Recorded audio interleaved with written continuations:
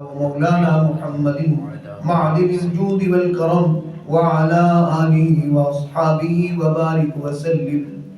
الصلاة والسلام عليك يا سيدي يا رسول الله وعلى آلك وأصحابك يا سيدي يا حبيبي يا حبيب الله. سبحان اللہ سبحان اللہ. آنکھ آمد نو فلق معراج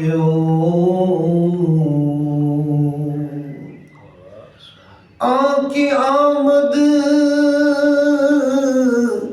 نو فلق معراج انبیاء اولیاء محتاج ہو انبیاء اولیاء محتاج ہو شد وجودش رحمت للعالمین مسجد او شد ہما روئے زمین مسجد او شد ہما روئے زمین یا حبیبی سیدی درماد مرکب در حرص و عصیان یا محمد عاجزم بے دست پا مشکل ماں ہر کوئی بحر خدا یا رسول اللہ آپ کی مہربانی چاہیے سب گناہ دھل جائیں گے رحمت کا پانی چاہیے. سبحان اللہ. حمد و صلات کے بعد اللہ جل جلالہ وجل شانہ وجل سبحانہ وعز برہانہ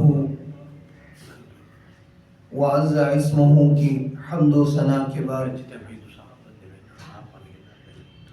لا تعداد درود و سلام حضور سرور کائنات فخر موجودات وجہ تخلیق کائنات اصل کائنات مقصود کائنات احمد مجتبی سیدنا حضرت محمد مصطفیٰ صلی اللہ علیہ وآلہ واصحابہ وبارک وسلم کی ذات اقدس پر ہدیہ درود و سلام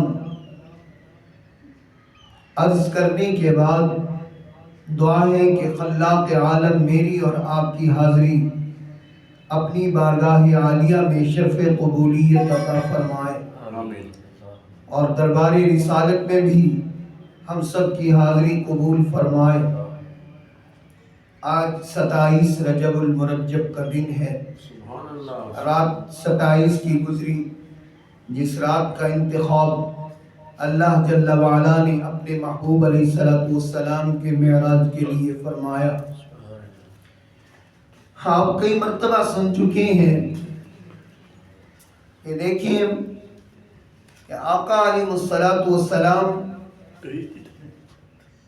آپ نہ سورج کے محتاج ہیں نہ آپ چاند کے محتاج ہیں بلکہ آپ سراجم منیرہ ہیں اور ایسا سراج چمکا دینے والا یعنی چمکتا ہوا سراج روشن چراغ بلکہ آقا علیہ السلام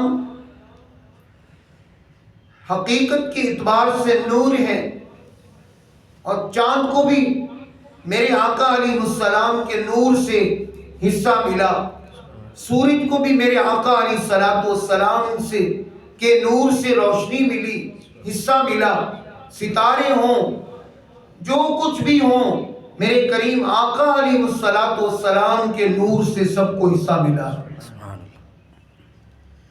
تو حاضرین محترم، اللہ نے اس رات کا اس لیے انتخاب فرمایا، آپ نہ سورج کے محتاج ہیں نہ چاند کے محتاج ہیں، بلکہ ان سورج اور چاند کو، ستاروں کو چمکا دینے والے۔ سبحان اللہ۔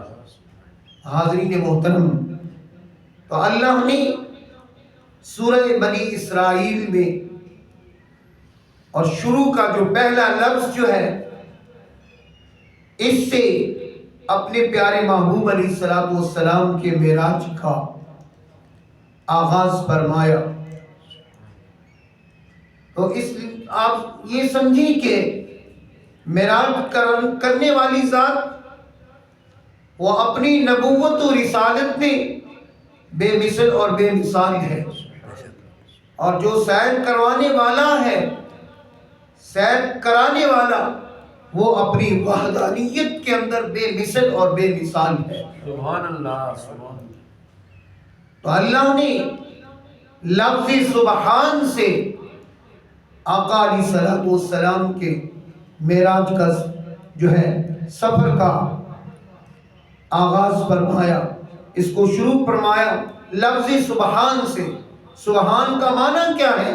لفظ سبحان کا معنی ہر عیب سے پاک، ہر نقص سے پاک، کھانے سے پینے سے، ہر چیز سے پاک۔ اللہ نے دیکھیں فرمایا سبحان الذی اسری بعبدہ، پاک ہے وہ ذات جس نے رات کے مختصر حصے کے اندر اپنے خاص عبد کو سیر کروائی۔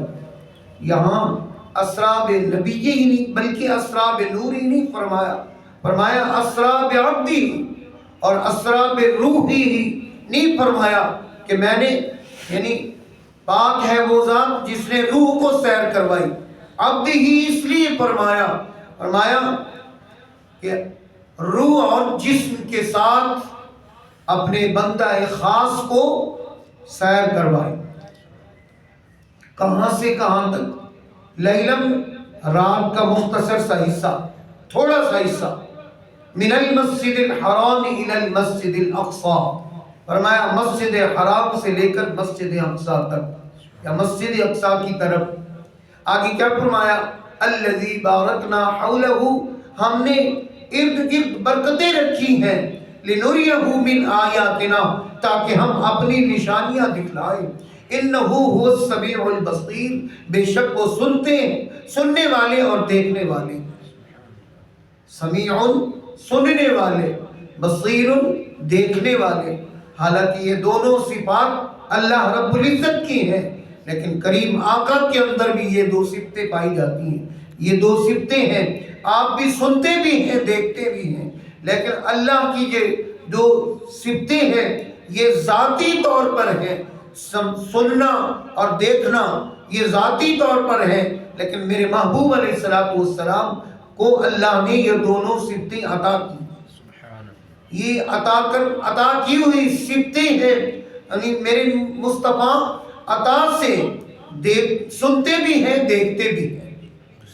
تو حاضرین محترم، یہ وہ، بلکہ میں یوں کہوں کہ آسمان سے، بلندی سے زمین کی طرف آنا، پستی کی طرف آنا، یہ کیا ہے؟ میلاد ہے۔ اور پستی سے بلندی کی طرف جانا، یہ میرے آقا کا معراج ہے۔